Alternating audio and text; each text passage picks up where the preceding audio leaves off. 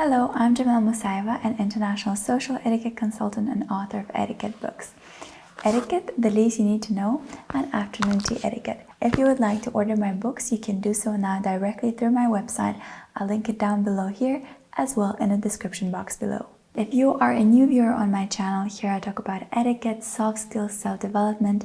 I produce all kinds of educational videos. If you're interested in that, make sure to subscribe and hit the bell button so you get notified every time I upload a new video. And if you are a returning viewer, welcome back to my channel. I'm delighted to see you here. If you are interested in learning about formal dining etiquette, you can also join my course available on my website, as well join my etiquette movie club where I monthly discuss etiquette lessons learned from various movies. So far, I've done over 20 different movie analysis. So in today's video, I'll give you 10 tips how to become better at managing your time.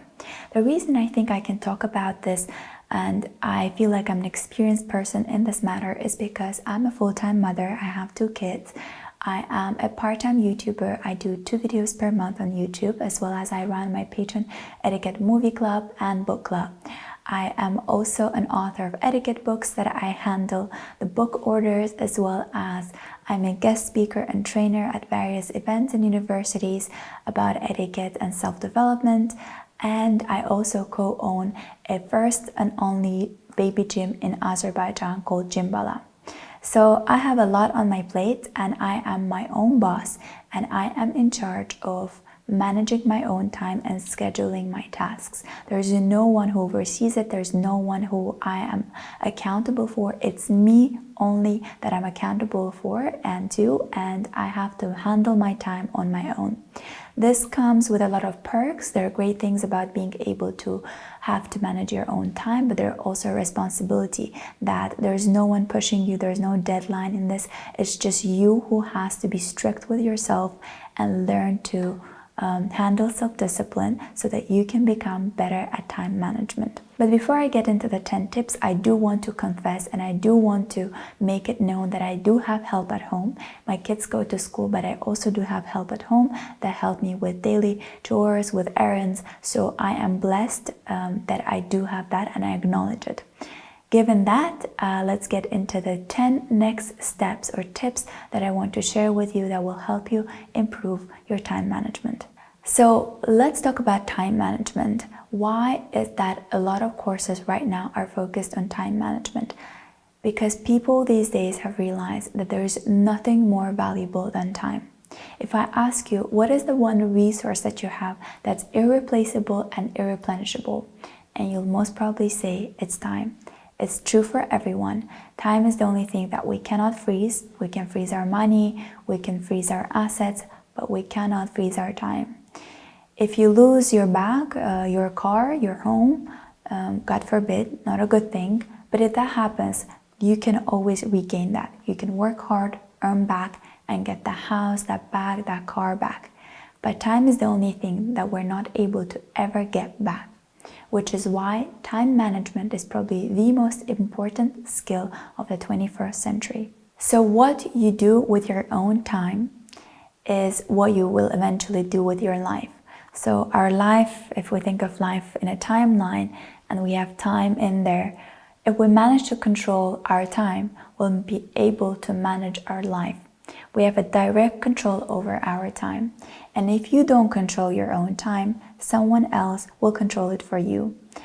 To illustrate this, I want to give an example. Let's say you have a very free schedule, but your friend is always busy, has work, has things to handle. Who is going to decide on a time for a meetup? Most probably your friend.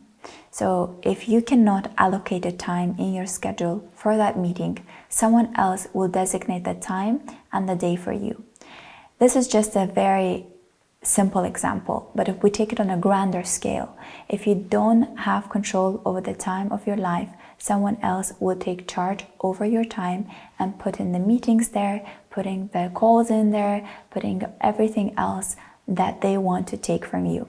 So learn to control your time so you can control your life. The good news here is that time management is not a talent. It's not a trait that we're born with. It is a skill like any other, learning to write, learning to read, learning a foreign language. It is a skill that needs to be learned, that needs to be practiced, that needs to be hacked. So let's get into the hacks that we need to know in order to manage our time. The first thing you need to do is make a list of things that you have to get completed throughout the day. I love to plan my time a week ahead, so I plan on a weekly basis. I don't plan a whole month ahead because I've learned through COVID, through hard times, that it's very difficult to plan that much ahead, especially given how different and unpredictable this world today is. For me, the best way to plan my week is do it on a weekly basis. So I start planning out the week that I'm looking forward to a week prior to that. So what I do is I write all the things that I need to get done Monday through Sunday. And then I think about what are some things that are more important to me. For example, I have to deliver a presentation, but I also need to shoot a video. I have to make a choice. I cannot, if I only have 2 hours, I can't allocate 2 hours for both.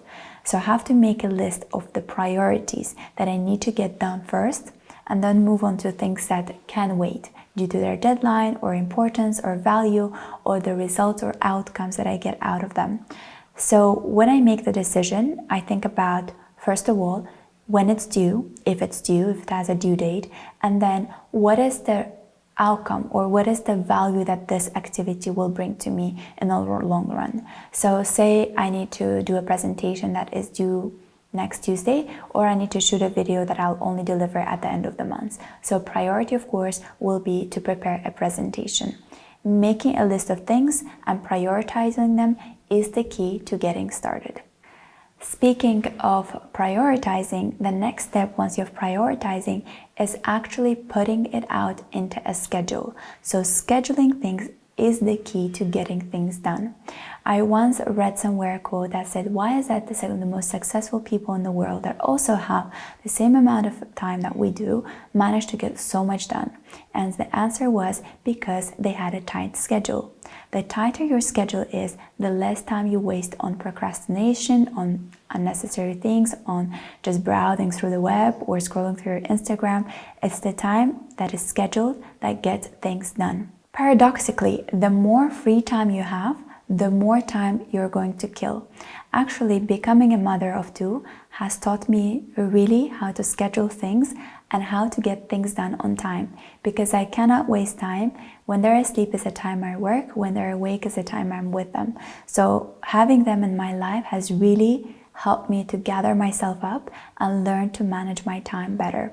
And that will work for you. If you don't have kids, of course it's up to you. If you really want to have them, you should have them. But if you don't have kids, you have to learn to put yourself into a frame where you don't have any time to be wasted. Another thing that I've learned with scheduling is that when you allocate, say, 2 hours to do something, you will get that thing done in 2 hours, regardless of how much amount of time that thing would probably naturally in its free time take you to do. I'll give an example. If I schedule only 3 hours for 3 different video shoots, I guarantee you I get done with 3 videos in 3 hours. When I only plan 1 video for 3 hours, I'm only able to shoot 1 video for that 3 hours. I don't know how it works, but ironically, the time just stretches to occupy the time that you've allocated to do it. I'll repeat it. So the time that you've allocated for a given task, that task will be stretched out for that duration. If you say, I'm going to only meet a friend for an hour for a quick cup of coffee because then I have to go to my French class or language class, any other language class, you'll only meet your friend for an hour. If you go in to meet your friend and you say, I don't have anything else to do, your meeting will take for hours. And maybe that's going to bring you joy, maybe you'll learn something in the end, but maybe it's just a bit of time waste. The third tip that I have discovered helped me a lot with time management is what is called the 5-minute rule. If something only takes you 5 minutes to be done or completed, get it off your checklist. So for example, let's say I need to write an email that'll take me 5 minutes. I need to schedule an appointment somewhere. I need to briefly talk to my mother. I need to, check on something for my work. So all these tasks only will take me about 5 to 10 minutes to get done. So 5 is a rough estimate, but really it's the thing that I want to get done, but they're on my checklist somewhere down below. But they keep occupying my mind throughout the day because I haven't done them, but they're there bugging me every time I need to focus. So what I do in the morning as I wake up, I get done with all the things that take me 5 or less minutes to complete. I do the call, I do the scheduling, the appointment, answer the email. So once all of that is done and it's cleared out of my mind, I have this feeling of peace and content with myself, like I've done something, I've already accomplished something. That really creates the momentum then for bigger things to get achieved throughout the day. So for me, it doesn't work with starting with the most difficult task. It works with starting with a task that only takes 5 or less minutes to get done. And then once I've done them, I feel a lot of self-content. I feel a lot of motivation. And then I get started with the next thing, and that is the biggest task of the day. So the biggest task of the day is what Brian Tracy in his best-selling time management book, Eat a Frog, calls. That is basically any kind of task that is as big and as unpleasant as a frog. So when you start your day by eating that frog, the worst thing that can happen to you was dealing with that task. Once you have completed it, you feel a lot happier, you feel fulfilled, you have this rush of endorphins that make you feel happy about yourself, that makes you feel content and proud of yourself that you've overcome it, you've dealt with it. That works for me only once I've completed all the little tasks that were bugging my mind, and once I've done them, I start eating the frog. So once I've called my mom, done the appointment, emailed, I start with the biggest thing that I have to do. That could be doing the video shoot, handling my Zoom calls, doing an online consultation. What is that is going to be a big task for that day? I then do that. The 5th tip for time management is learning to say no. Learning to say no is a great skill in everything you do in life, be it in a relationship, drawing boundaries, be it in work, drawing boundaries, and also with handling the tasks that you have to do. Overloading yourself, overstretching, overfocusing, multitasking is never a good thing, because you're not going to be fully committed to none of those. And we realize over time with life that when you are not committed truly to whatever you've set your mind to, you're never really fully going to achieve it. So we all have limited time, we all have the same amount of time, and the way that some people get best at what they do is because they know what they want to do, they focus on what they want to do, and learn to say no to things that are occupying their mind, that will take away their time from what they need to focus on. In my personal example, I get invited to a lot of different events to attend. I get invited to a lot of speaking events, and I have to then make a list of places I want to be attending and places that I would rather not. Sometimes it's very difficult to say no, especially when you have personal relationships with these people, you know them. It's very difficult to refuse to go somewhere. But if that event or that occasion or that party or meeting that person or dedicating your time to that task is not really going to yield any results for you, is not really what you want to do, then don't do it for sake of pleasing someone. Learn to prioritize your time and scheduling things, and then saying no to things that don't matter. I also learned it the hard way in college when I was just starting. I wanted to make friends, obviously, as anyone else. I wanted to study, and sometimes I would be invited to places to go to where I didn't want to go, but because my friends asked me to, I would feel like I need to go to please them, and then I would be running low on sleep, and then I wouldn't do so well on what I had to do. So over time, I've learned to draw my boundaries and learn to say no to places that I didn't want to be in. So this is a really important skill in life, and not just in time management. This is probably the key in getting focused, and that is the next step. Focusing is absolutely essential for time management. When you are not focused, you are overstressed, your mind is just all over the place, your productivity falls down. Multitasking, of course, as a mother is a key skill. When I'm, for example, doing something with my child, I have to be aware of my other child doing something. So in a way, it is multitasking on a daily basis. But when I'm working, I try not to multitask, because when I multitask, when I'm working, the quality of what I'm producing is never truly up to the point I want it to be. I might multitask on daily chores, but I don't multitask in professional life. I've learned to focus on things that matter. So when I'm working, if I'm writing a content, I try to focus. I have to give myself an hour to produce a content. I do my research. I sit down. I try to draft everything within the hour that I've allocated. The more focused I am, the easier it is for me to do it. And secondly, the better of the quality of my work, because I am completely in the zone of doing it.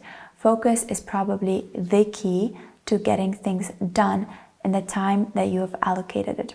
Imagine, if you are doing a research and you have 100 different tabs open, the likelihood of you reading each and every tab and getting the quality information that you need to get is probably going to be very low. But if you learn to take out the most important information, focus on the key, for example, research papers or key information holding books, then you're able to just focus your attention on the most quality information. So whenever you're focused, you're always going to choose quality over quantity. Number 7 for being good at time management is allocating time for rest or play. Of course, working hard is important, but playing and resting is equally important. I wouldn't say more important, because obviously there are times that we need to work harder than we play or rest, but resting and play is essential for everyday practice. Don't think that I'm going to study, work hard for 5 days a week and then let myself loose on the weekend. Try resting and try playing every single day. This could be as easy as a power nap, which I personally love, and I do it on a daily basis. I allocate 30 minutes for a resting time. I power nap and then feel absolutely refreshed and ready to do more, and with fresh mind, with more creative ideas. Another thing for rest could be taking a walk. Maybe for some people, resting is going for a gym or meeting a friend for coffee, or maybe it is just getting a massage, which I also personally love. So it's really up to you, but you have to allocate your rest and play time every single day. Because you work, you have to grant yourself the liberty of free time, when your mind can just wander to things, when you can, get more creative. I'll give you an example from my personal experience. When I used to study at George Washington University, my freshman year, I stayed in library practically every single day. I almost didn't have time for play. I was so focused on my studies. I did well, but ironically, I did best my last year of university when I rested and played even more than I studied. I don't know how it worked, but I guess now looking back, it makes sense that when I was constantly in the library, sleep deprived, focused just on one thing, that study, when I would look at the book or look at my notes, sometimes my mind just went blank. I could no longer absorb the information. So my capacity of learning things was at its maximum boiling point. There is no way that I could learn or grasp new information. Whereas in my last year, I've learned to balance it, and even more, I allowed myself more time to rest. So then after resting, after having this free time, I would come back to library and I'll allocate myself 2 hours for study. And then in those 2 hours, I was so focused on the study. Whenever I opened a page and looked at it, it felt like the old information was just being absorbed by my mind, because it was so rested and so fresh. I know from my personal experience that it worked, and I know that it will work for you. Use Pomodoro Technique. It's one of the techniques that I found very useful. You might try to alternate the time of your breaks and work time, but the Pomodoro Technique is basically working for 25 minutes straight and then taking a short break. 25 minutes, short break. You can practice this method for working out, for studying, for writing a book, preparing a presentation, whatever it is. But also know that you don't have to be necessarily focused on just 25 minutes. You can alternate this technique. Do 20 minutes and then a break. Do 30 minutes and then a break. It's really up to you. I've learned through teaching classes that 1 hour class is really a lot, and what I try to do in my classes is do 50 or 40-minute class, then a short break, and then another 40-50 minutes, because for the last 10 minutes the mind tends to wander and students are no longer able to grasp the information. I have incorporated this method in my Zoom calls and my online consultations, and I see that it works practically with all ages. Once you have done your set of priorities, you have done your 5 minutes task, you have eaten the frog, you have focused, you have rested, now it's your time at the end of the day to review all the things that you have done. And that's probably my most favorite part, is when I just underline all the tasks that I've completed, put a check mark next to it. That activity alone gives me so much pleasure. I feel so content that my time today has been productively used. I've been able to do all the things I wanted to do, and I felt like I had control over my time and hence over my life. Don't underestimate the power of this checking off list, because essentially that feeling that you get while checking off the things that you have done is going to always want you to get things done the next day and the day after. So this last gratifying experience will be entrenched in your subconscious mind that at the end of the day, I'm gonna just check off all the things that I've done and how happy I felt that day, that moment. So that will bring you back the next morning to wanting to accomplish again all the things on your checklist. So then the next day you can just sit and check off the things that you have done. I personally take an immense pleasure in checking off the list of the things that I have accomplished for that day. And when I look at that list and see that I've done so much, that I have properly, productively, usefully used my time, it really gives me a great sense of content. And what I would recommend you that you practice this at the end of the day as well. Don't underestimate the power that this last practice has on your mind. When that day you've accomplished things, you've checked things off, you feel accomplished, your mind remembers this, and the next morning it craves for the same experience. The next morning when you wake up, you start doing all the things that you've planned to do, because at the end of the day, you know that this ritual of checking off things that you have done will come back to you again. The next tip for time management is practicing it. Remember at the beginning of this video, I said that the good news is that time management is not a talent, it's not a trait we're born with, it's not something that we inherit. It's a skill that we learn, that we acquire, and that we work on. And like any other skill, it needs practice. You know, maybe perhaps you can make a challenge for yourself. Start, say the next week, I'm going to plan my week ahead, I'm going to get things done, and then let me know how you felt at the end of that week. And then maybe that feeling that you're going to get will make you want to follow up the next week and the week after. The more you practice the skill, the better off you will become at controlling your time. The last time management tip is more about understanding the value of time. When you realize or view your time as an exchange unit, so when you are giving your time, it's almost like you're giving away your money, you're giving away your health, you're giving away your energy. So time is an immensely powerful source or resource that every single one of us possesses. And when you are careful with your time, you're careful with every other aspect of your life. I have learned, again with time, with experience, to walk away from things or from places that I felt was a waste of time for me.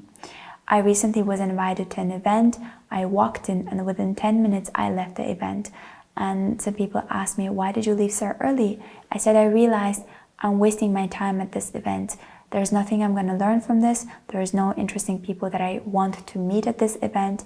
This event is not something that is valuable to me in my perception. So I just stood up and left.